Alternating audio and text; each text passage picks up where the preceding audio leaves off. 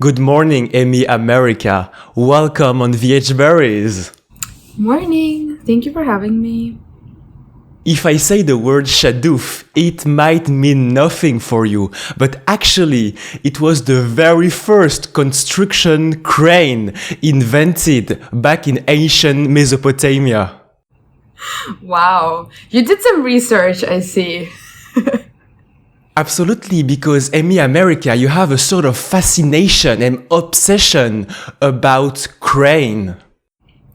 I do, and I haven't actually been able to put it to use as much as I would like to, but that is definitely one of my secret long-term projects that will definitely, I hope, result in something great one day. And I can also make some parallels with your career as a photographer because the same skills are needed, both in two parts. You need to be careful about the details, to have a great understanding about your materials. So, for example, your cameras and all other things. That's a really cool one. I don't know. I feel like the reason why I originally was fascinated by cranes was this idea that they're kind of a symbol of a new beginning and something really destructive and constructive at the same time. Some kind of like apocalyptic sense in them. And it kind of began by accident. I was in Berlin and I just had my camera with me taking photos all the time of like random things like a diary. And when I developed the film, I realized that there were just so many photos of cranes. And that's really how it began. If I understood correctly, Amy America, you mean that a construction crane oftenly move from one construction site to another one, a little bit like your career moving from a place to another one for work. Sure. I've never tried to make parallels between myself and cranes. I think it's been more of what they represent. But yeah, you can use that metaphor for sure. Absolutely. Amy America, can you tell us a little bit more about your journey? Because right now you are based between Russia and the United States of America, more specifically in New York City.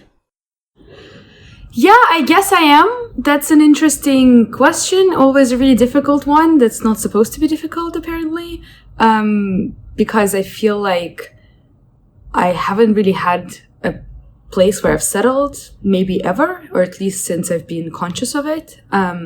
Because I'm Russian originally, but then I lived between England, America, and Russia since I was 10. I was sent to boarding school, and I picked photography, I think, partially for this idea that photography is a career that lets you travel all the time. And for a while, especially until COVID, I was literally traveling all the time. And I had some kind of base in Moscow for a while because that was just really convenient and easy and cheap, honestly.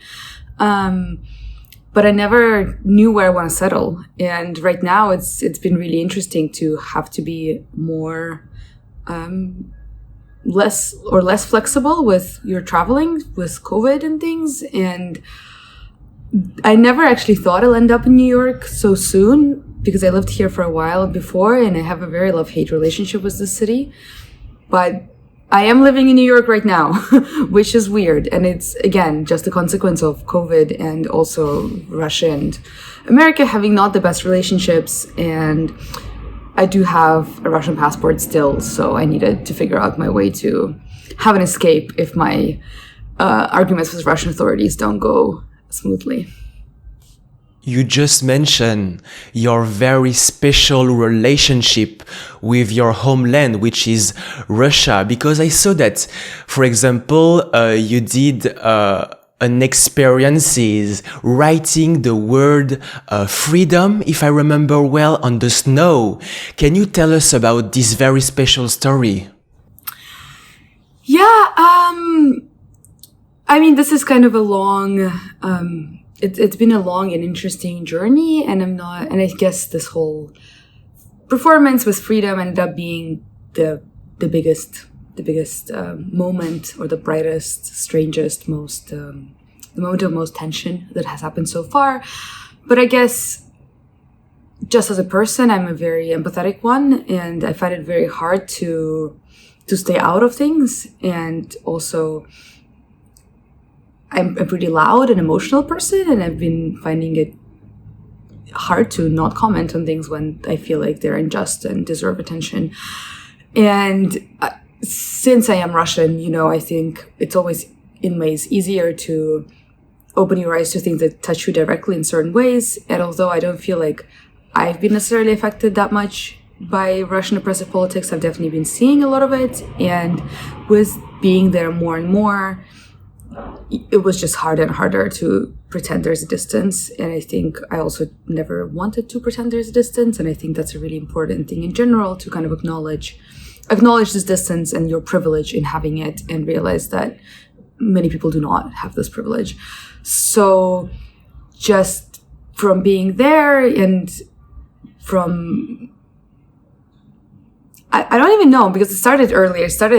My interest in like social justice and Russian politics and political art started in college, really. Like I was doing a bunch of research about protest art in Russia, and that gave me a bit of background.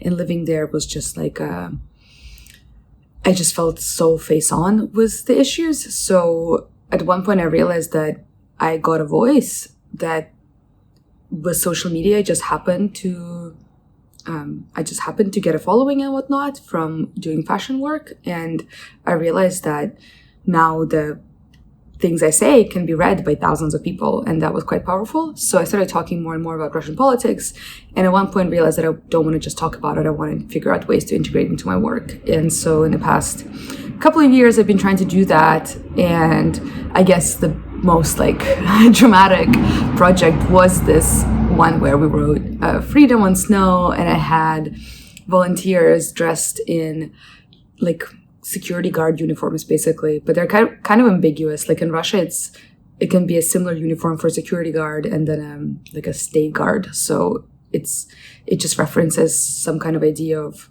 protection and censorship in ways. So I had those people dressed in those uniforms guard this word. So it kind of was this metaphor that they were guarding it, but they were actually creating a jail for it, for their bodies, because they were standing like in a rectangle around it. And as we were shooting the project, me partially just from inexperience, I didn't realize that with these kinds of guerrilla actions, you should be really fast, because as a fashion photographer, you have a lot of time. You have time to do a lot of takes and adjustments and look back and change things up and try a lot of options. So I guess I had that speaking too loudly in me, and we did a bunch of tries and really were not that great at being fast, and that's totally my fault. So as we were shooting it, we got arrested because this was all happening during the time of a lot of political uprising in Russia. It was right after Navalny, who's an oppositionist leader, came back from Germany to Russia after he was poisoned, and he was being treated in Germany from his poisoning. And there's quite a lot of evidence that he was poisoned by the Russian authorities. And he came back despite this and was arrested right at the airport, because before that there was a charge filed against him, but he kind of got away with not going to jail because the charge was completely fake, and it's about tax evasion. So it's like very random and not even political.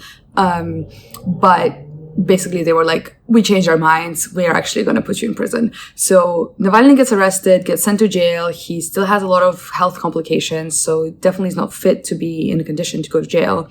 And before that, he also releases a video about Putin owning this palace, and kind of a reportage of all the crazy, vulgar money spending of Putin. And so a lot of people took to the streets. A lot of people went to protest against Navalny's arrest, against Putin stealing money, against the current government and our justice system. And from the latest reports, around 17,000 people got arrested during those protests. And that, to me, was really, really crazy. And I was at one of the protests, and it was just like a really crazy atmosphere to be part of, because there were just cops like pulling out random people from the crowd and arresting them for no reason. So as you're walking, you have to kind of be strategic, looking around to see if anyone is trying to grab you. Because also if they are,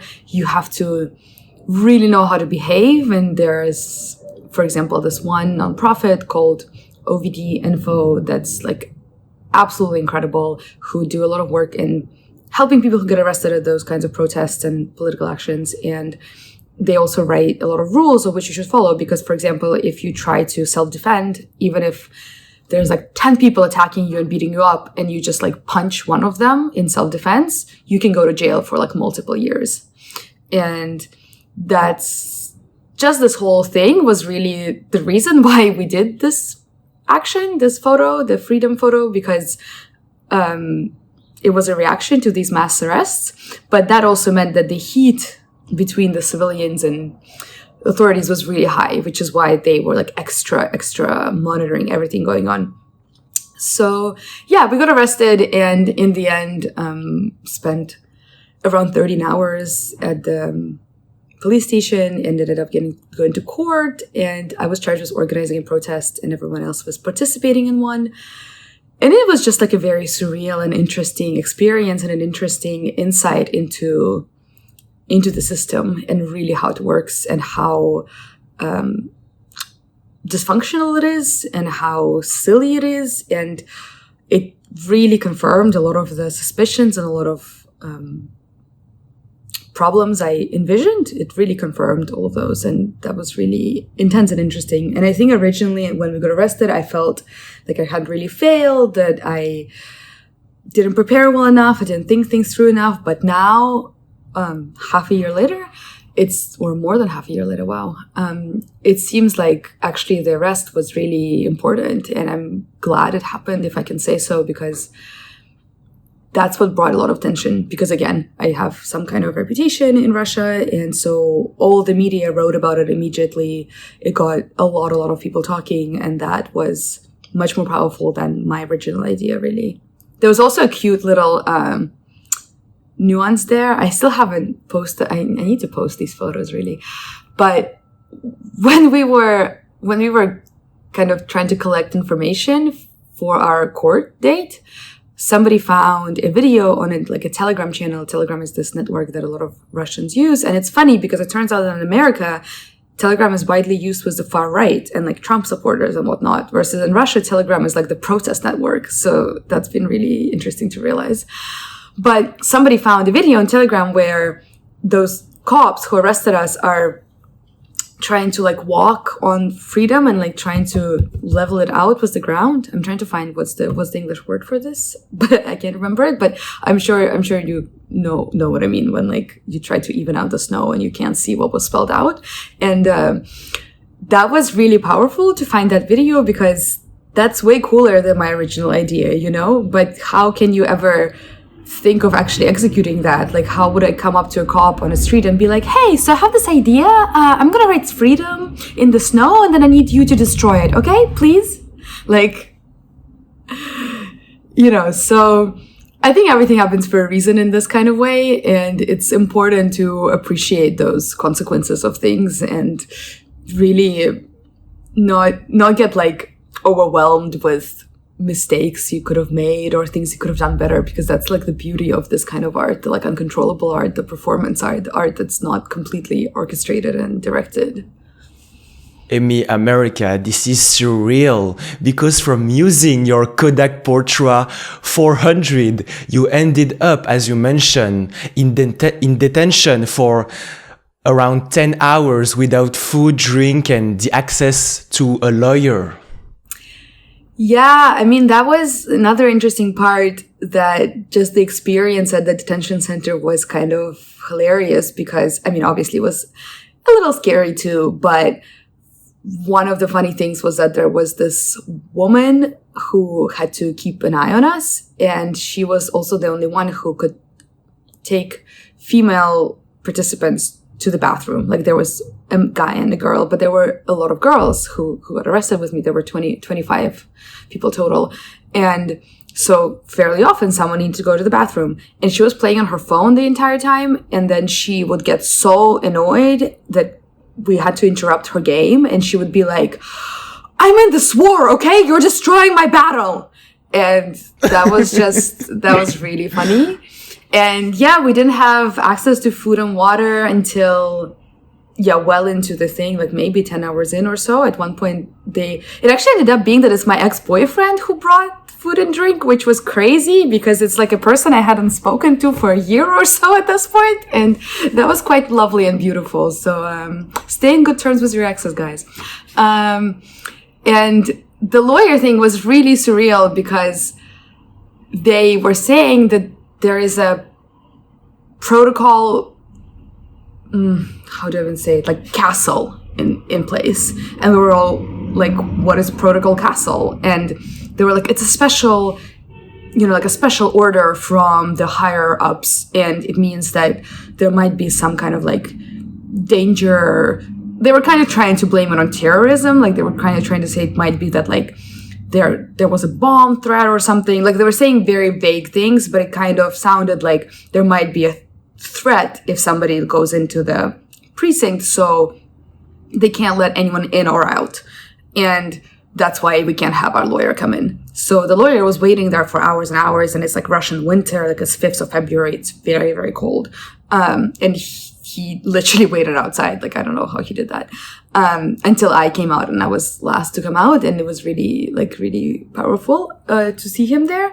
But after, when I got out and got access to my phone again, which by the way, also they cannot technically take your phones away, but they do. It turned out that this is just like a common thing. They started doing this protocol castle, and it's just a way to not have people have access to their defendants. And it was really interesting because they were saying to us that we're doing this for your own protection, like trying to blame it on the terrorist thing. And then when I was at the protest meeting, they were screaming in a loudspeaker the same thing. They were saying like, your event is unauthorized. We are doing everything to protect you. And with those words, they would pull out random people from the crowd and like beat them up and drag them into police cars. So this idea of hearing this overwhelming amount of protection you're receiving, which is actually always against you, and how many parallels of that there are in the way that the power tries to manipulate the public in Russia is really powerful and intense. And does this duality and multiplicity of belonging to multiple places makes you more confident to show all of these issues of social political topics, for example?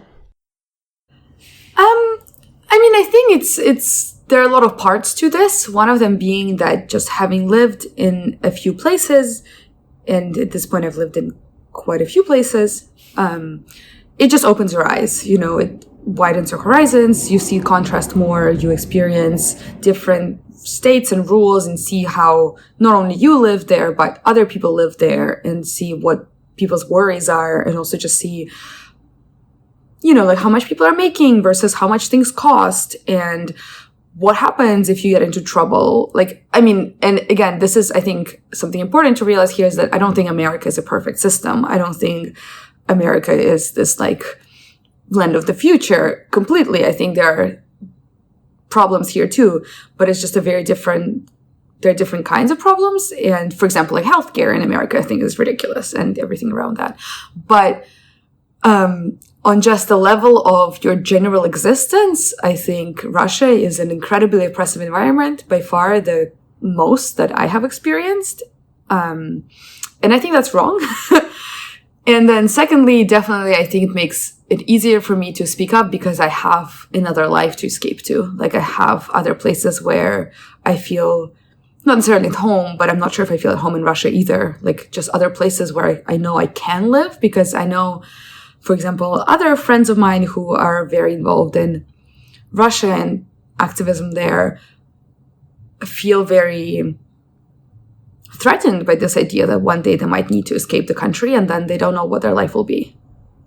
Amy America, you mean that also your passion for construction crane is a way to say that by taking some altitude and height, you can have a better global view of all of this? You're like a metaphor master, wow. Like, ooh.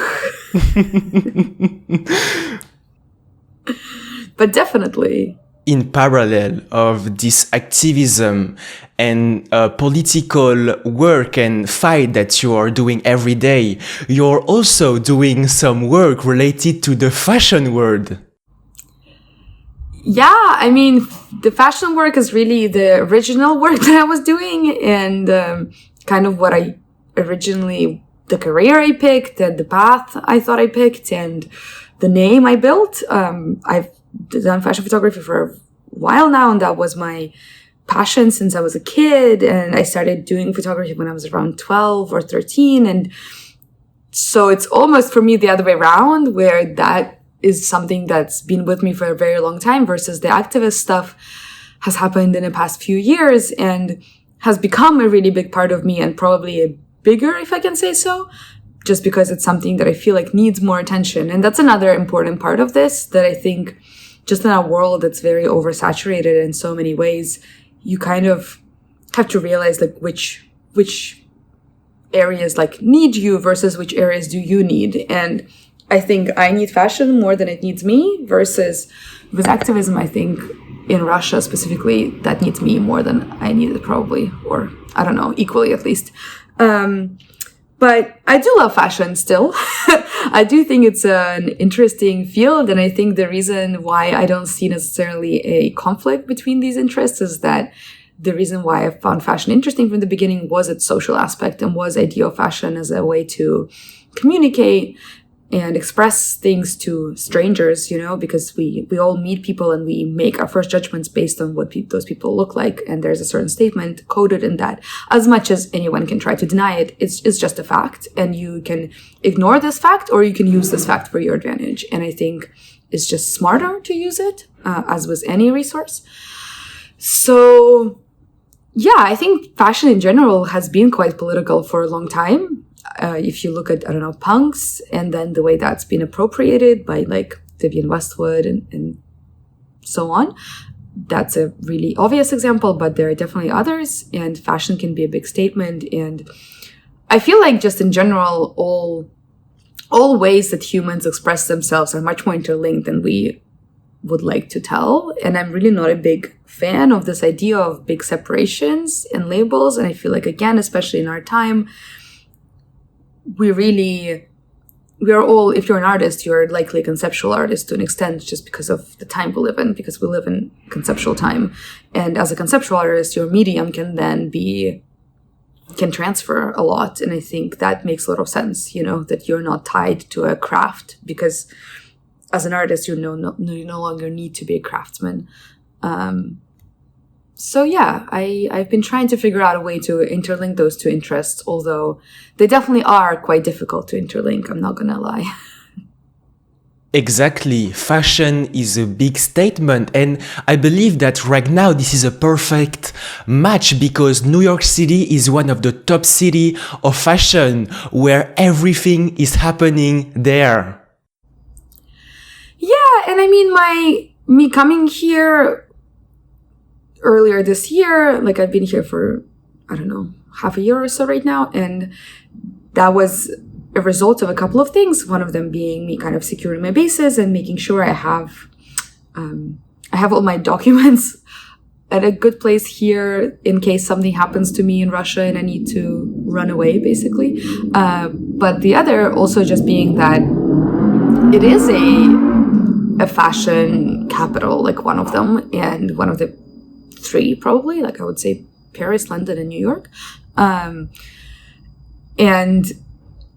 there's a lot to grow. There's a lot of space to grow. And I feel like in Russia, I didn't necessarily have that. And I think there's a lot for me to grow in terms of all kinds of things. And in terms of this artistic, professional career, definitely New York is one of the places that can offer the best. And I think that's also just like an important dialogue I've been having in my head of how to grow myself before I can then use myself to help break systems. So here you go, you can continue your crane metaphor in terms of the growth and breakage in one, because I feel like that is definitely a metaphor I've thought about before, and is one that's important to me and the way I look at things and approach life. and with the crane you can reach the seventh heavens. Yeah, I literally have a tattoo here that says that, so on the seventh heaven. I got it in Paris because Paris is like my happy place, and I met this tattoo artist at a party, and he had his tattoo kit there, and he told me he'll make up a tattoo for me tomorrow. He was like, I'm too drunk right now, but I'll call you tomorrow and we'll meet for a tattoo. And I thought he was going to forget, but he didn't. And he met me and he was like, we're going to tattoo this because you seem really happy. And seventh heaven for me is a metaphor for Paris. I am very curious, Amy America, about the new types of habits that you develop since you are in New York City, for example, having a small coffee every morning. Do you often have some walks in parks and in the city? Actually, New York for me has been exactly what you're saying. It's really a place where I develop those habits because I feel like other places I don't necessarily. But one of them is doing a lot of sports. Like I've been doing a lot of Pilates, yoga, and pole dancing. And that's been definitely like a way to just manage my stress and emotions. And I'm a crazy emotional person and need ways to figure how to, just keep that intact. Like I did yoga this morning before our conversation. And that's been really, I don't know. So for some reason, every time I live in New York, I become like a sports junkie, like every time. I don't know why. And then walk-wise, I walk a lot in general. I love walking. It's kind of, again, an anti-stress. I listen to a lot of podcasts and just walk like straight, And I think New York is fun in this way, especially like in Manhattan, that you can literally just follow the lights and you always turn. So you just turn with the lights. You don't necessarily even have to have a direction where you're going. And I assume that, of course, with the internet, you can connect with all the other artists on the internet, but I believe that you also have a real environment around you in New York City. In New York, I feel like I'm just building it. I don't know. I feel like in Paris and in Moscow, I definitely do. And New York has been an interesting journey to discover that. But I definitely, when I first came here in the summer, I just messaged so many people who have like talked to online before and was like, hey, I'm finally here. And that was a kind of a fun thing to do, to be like, wait, what? Like 21st century? You can travel? In definitive, this is a new chapter, a new start. A little bit like, as you mentioned, your involvement in pole dancing. Yeah, I mean, I've been trying to use pole dancing as this metaphor in my life. As far as I realized recently that I'm really bad at being bad because I'm so used to being good. Like I was always a good student. All the goals I set, I figured out ways to achieve them. But a lot of that stems from the fact that I've been doing photography, as I said, since I was really young. So I was only bad when I was pretty young. And when you're young, you don't notice being bad. Everyone is bad because you're a kid. So when I've recently realized I want to kind of broaden my practice, be it like the more political work or be it more performance-based or fine art-based work, I was just like struck by this crazy fear that I'm going to be bad at something and I don't know how to deal with that. So as I realized that, I've realized that maybe I need to conquer this fear of being bad in like smaller things before I can really transfer it into like the biggest passions of my life. So trying to conquer pole dancing has definitely been one of those, like probably the biggest really, because I also did surfing, but surfing is a little hard if you don't live in a coastal city. But I did that originally after I got arrested. I went on this like surfing retreat. It was an interesting polarity, the Russian prison and like a surf retreat in Morocco. But yeah, I don't know. I'm getting a little better. I'm still horrible. Like I'm really bad, but I'm getting a little better. And the thing is, I also thought I was going to be good secretly because I used to dance like all the way through high school, and I'm pretty strong because just like honestly because my body is built, but also because my camera is really heavy. Actually, here we go. I have my camera right here. I'm gonna like, here we go. My baby, she's like a little heavy. Is it the Kodak one? No, it's a Mamiya RZ67, but I don't know. I found it really fun when or not fun, it was awful, but I would make it fun. Like when I went first to rent equipment in Russia before I knew people, like, or people knew who I was, they would see me renting things and they would be like, are you sure you know how to use that? And I'd just be like, yep, I'm fine. And it was just like really funny that you get so many like sexist comments on like not knowing how to use things or them being too heavy for you. Maybe you need like a lighter substitute and you're just like, no, I'm okay. I ordered this because that's the equipment I need. Thanks. But so yeah, I thought that I'm strong and a dancer and I love like dressing sexy and being sexy. And I thought I'm going to be like a queen at pole.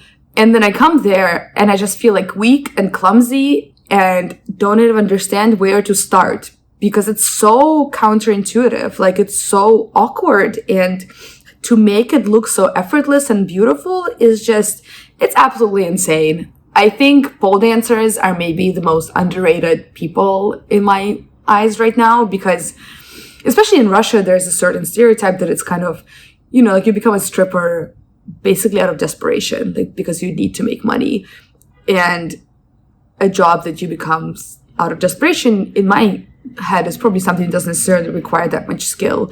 And this is something that requires an insane amount of skill. And I don't know how would you learn those skills unless you like loved it, because it's so difficult. Amy America, in this artistic polarity, your works and publications include some collaboration with Vogue Russia, and in parallels, you are also doing right now a work with 4 letters, A-D-E-D. Can you tell us about it? Yeah, it's funny. I'm actually wearing their sweater right now.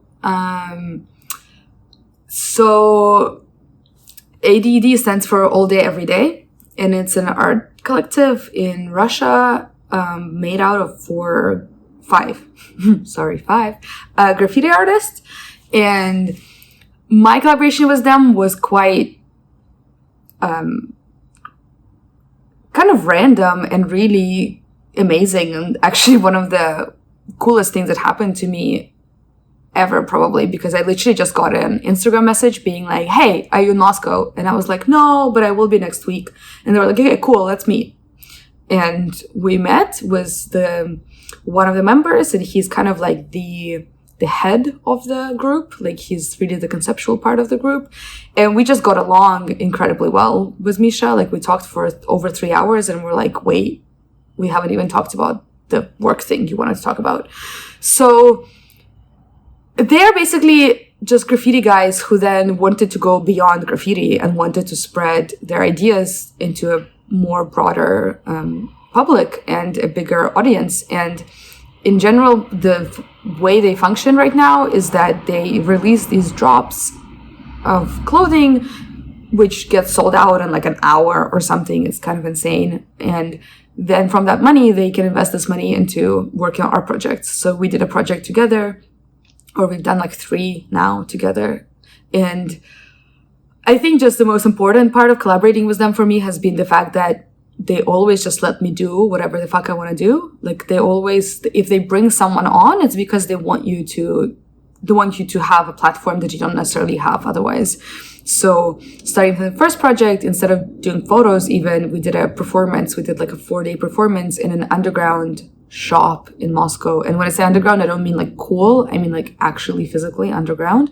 There are these like underground passages in Russia that exist. They connect like 2 sides of the road, and also often can like be an entrance to a subway station. And they're a little bit like, I think in New York, you kind of have a similar thing, like when there would be a really long crossing from one line to the other. But they only exist within subways, versus in Russia, they exist just like under big roads. And in them, there's a bunch of shops, and they sell like a really random variety of things. Like one would sell coffee, the next one would make keys, the next one would say lingerie, the next one would sell like wool products. Like it's just like bizarre. And so my friends, they rented one of them and painted it all white, made it into kind of like a gallery white cube space. And originally they wanted me to do photos there, which we can display in this as a gallery, but I wanted to make a performance. And I was like, can we make a 4-day performance? And each day there's like a 5-hour window where people kind of live there, and I'll figure out like what would be the concept behind them living there. And Misha was just like, if you think you can pull it off, do it. And that was really empowering, that idea that it was somebody who I really respected, like somebody really smart and, like somebody whose vision I shared, who I didn't actually know that well, who I like met once, was then like, oh, you have zero experience making performance art? Sure, you can do this. So we did that, and that was a really fun experiment because we got into like crazy fun fights with the guards from the underground, and it was just like a really fun, weird battle with them where they kept being like, you can't film this. This is a strategical object, or we will get in trouble with like the authorities. And we're like, what authorities? Like, chill out. Like, no one cares. This is literally like an underground shop. Like, chill. And they're like, no, there's this, like, what if there was this like concept of a higher power, almost like a god, who would like come and, like fire them. And I think this was just, in the end, turned into a very political project, although it wasn't intended to be so, at least by me, where some of these things just became really amazing metaphors in general to issues that happen within Russia, where people are just living in such a constant state of fear and fear of this like unknown higher power, that even when they can't say who is it they're scared of, they're just like always scared. So that's definitely like, that's one of the collaborations I really care about. And in general, all of my work I do is, in Russian I would say I did. I don't know, like I don't know how to, because we like don't do letter by letter, so I'm just gonna say that. But my collaboration with them has been really empowering and important one, and one I cherish a lot. And I don't know, I think as an artist you find your people along the way, and it's really important to like hold on to them, and these guys are definitely those people for me. It translates to the fact that you have a very, as you mentioned, a very special relationship with authority. Definitely, I do. And I mean, actually, this project, the one I was describing earlier, happened before I really started being so, at least loud about my political position, or maybe I was already talking about it a lot, but I wasn't necessarily making pieces that were commenting on it. So this was kind of a transition period for me also. And it's funny because the installation we did, or the performance we did, was called Transition, because if you try to like describe this underground passage in Russian, the direct translation would be transition. So it was an interesting transition in many ways, including just like my artistic one, to transition into more like socially aware and political art, and to talk about this relationship with authorities and be confronted with it in a very different way. I'm very grateful. I mean, that was like one of the most powerful projects I've been part of, at least for me. I don't know how much effect it really had on people, but for me personally, and I think for those guards at least, it was a very memorable experience. Amy America, thank you so much for your energy and your time. I really appreciate it. Of course. Thank you for inviting me. It's very flattering. You had some incredible people who've been on this podcast before.